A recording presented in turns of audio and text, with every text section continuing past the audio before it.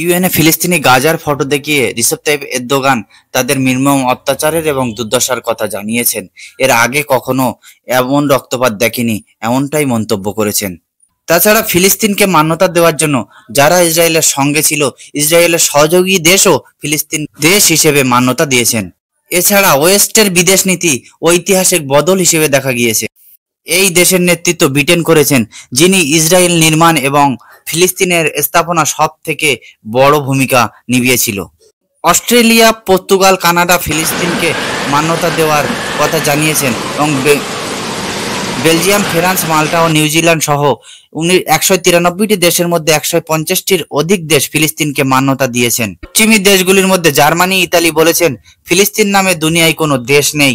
আর গাজায় ইসরায়েলের বর্বরতা এবং যুদ্ধের প্রভাব বাড়ানোর ফলে দুনিয়া জুড়ে ফিলিস্তিনের মান্যতা দেওয়া বাড়ছে। ইসরায়েলের বর্বরতা এখানে মানবীয় সংকটের তৈরি হয়েছে।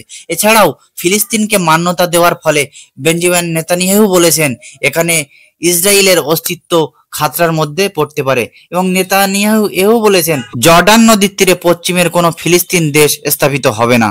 বিশ্বের একাধিক দেশ ইসরায়েলকে নিন্দা করেছেন। এছাড়া ভারতের অবস্থান কি এর বিরুদ্ধে? ভারত ঐতিহাসিক রূপে ফিলিস্তিনকে সমর্থন করেছেন এবং 1947 সালে ফিলিস্তিনের বিভাজনের খেলাফ দাঁড়িয়েছিল। এছাড়া 1974 সালে ফিলিস্তিনের মুক্ত সংগঠনের মান্যতা দিয়েছিল। আর 1968 সালে ফিলিস্তিনের রাজ্যকে মান্যতা দেওয়ার প্রথম দেশের মধ্যে একটা ভারত। 1950 সালে ইসরায়েলকে দেশ হিসেবে মান্যতা দেয় এবং 1992 পর্যন্ত রাষ্ট্রীয় সম্বন্ধ স্থাপন করেনি।